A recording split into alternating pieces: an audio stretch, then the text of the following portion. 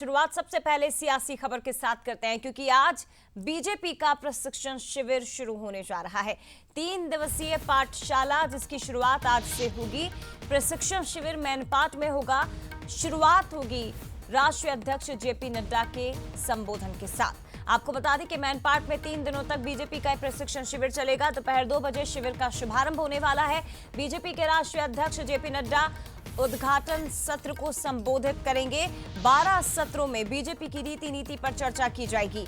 सभी 54 विधायक और सांसद इसमें शामिल होंगे। दूसरे दिन केंद्रीय मंत्री शिवराज सिंह चौहान भी शिविर का हिस्सा बनेंगे और बीएल संतोष और शिव प्रकाश की भी मौजूदगी रहेगी।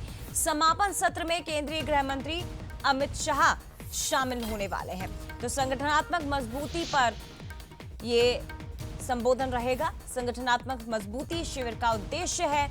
तमाम माननीयों को सिखाया जाएगा कि कैसे कार्यकर्ताओं के बीच रहना है, जनता के बीच पहुंचकर किस तरह का व्यवहार एक जनप्रतिनिधि का होना चाहिए, पार्टी के लिए किस तरह से काम करना है और साथ ही सोशल मीडिया का इस्तेमाल कैसे करना चाहिए। सरकार की बातें या सरकार की योजनाओं को जनता के बीच किस तरह से पहुंचाना चाहिए, तमाम ऐसी बातें हैं जिस प्रशिक्षण शिविर में सिखाई जाएगी। जनता पार्टी के राष्ट्रीय अध्यक्ष आदरणीय श्री जेपी नड्डा जी वर्ग का शुभारंभ करेंगे और 3 दिन तक वहां पर विभिन्न विषयों पर व्याख्यान होगा और वर्ग का समापन देश के आदरणीय गृह मंत्री श्री अमित शाह जी करेंगे। और बीच में हमारे कृषि और पंचायत ग्रामीण विकास मंत्री श्री शिवराज सिंह चौहान जी, बी सतीश जी, बीएल संतोष जी और भी हमारे विषय विशेषज्ञ लोग आएंगे जिनका व्याख्यान होगा। और ये वर्ग निश्चित रूप से छत्तीसगढ़ को विकसित छत्तीसगढ़ के रूप में खड़ा करने में सहयोगी होगा।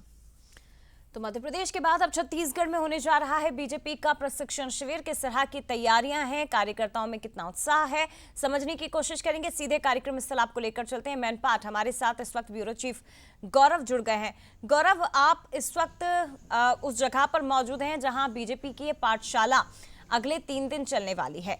क्या सिखाया जाएगा माननीयों को, क्या बताया जाएगा जनप्रतिनिधियों को और किस तरह की तैयारियां?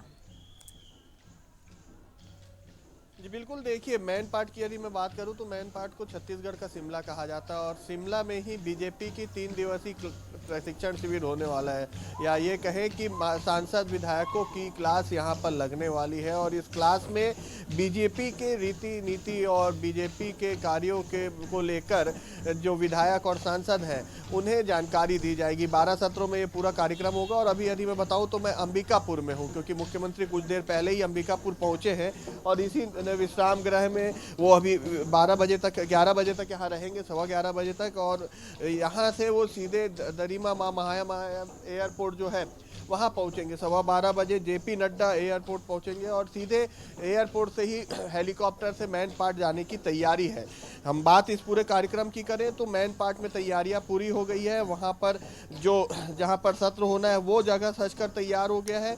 प्रदर्शनी भी लगाई जा रही है। प्रदर्शनी में बीजेपी के जो कार्यकाल है उसके बारे में जानकारी दी जाएगी कि 1984 के बाद बीजेपी किस तरीके से आगे बढ़ते रही और कैसे कैसे काम हुआ, इसकी जानकारी भी वहाँ पर दी जाएगी। और सबसे बड़ी चीज़ ये है कि सभी सांसद विधायकों को अपना फ़ोन जो है वो वहाँ पर जमा करना पड़ेगा। कोई भी अपने साथ में जो प्रशिक्षण शिविर है उस दौरान अपना फ़ोन वहाँ पर नहीं ले जा सकते।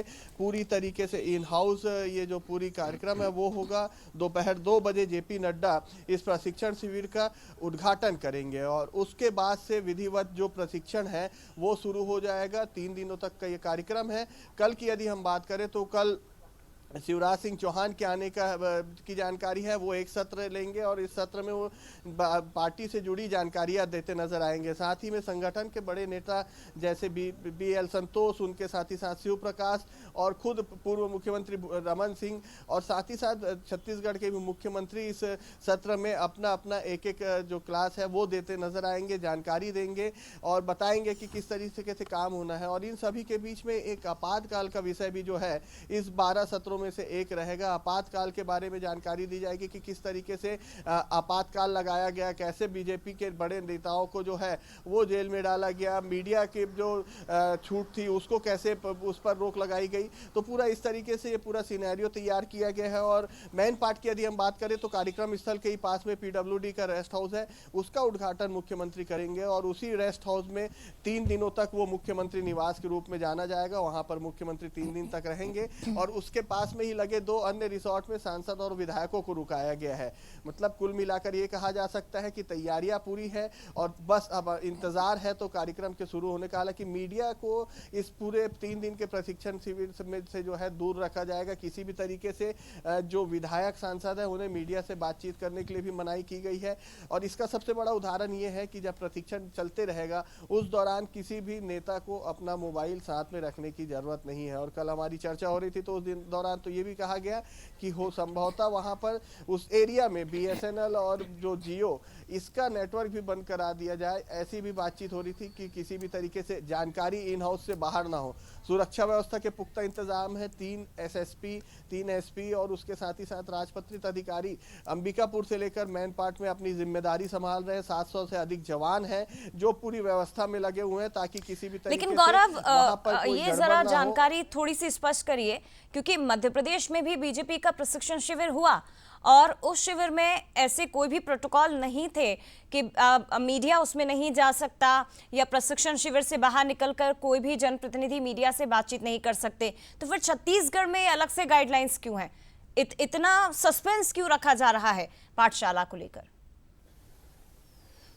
जी देखिए, पाठशाला तो पाठशाला है और पाठशाला में क्या कुछ बातें हुई है वो बताने की यहाँ पर मनाही की गई है। जिस तरीके से संगठन और सत्ता के बीच में तालमेल कर काम करने की बात हो रही थी तो कहीं ना कहीं संगठन का दबाव रहेगा सत्ताधारी विधायकों और सांसदों पर, क्योंकि उन पर कई ऐसे विधायक भी जिनकी गलत जानकारी मतलब जो जिनके काम को लेकर पार्टी नाखुश है और संगठन में काफ़ी नाराजगी है, वैसे विधायकों की भी क्लास लगाई जाएगी। उन्हें बताया जाएगा कि किस तरीके से अपना रवैया रखना है लोगों के साथ या कैसे बहुत सारी बातें हैं जो माननीयों को तो सीखने की जरूरत है गौरव अभी भी, और वही सिखाया जाएगा इस प्रशिक्षण शिविर में। फिलहाल बहुत धन्यवाद आपका तमाम जानकारी के लिए, लेकिन अपडेट लगातार आपसे लेते रहेंगे।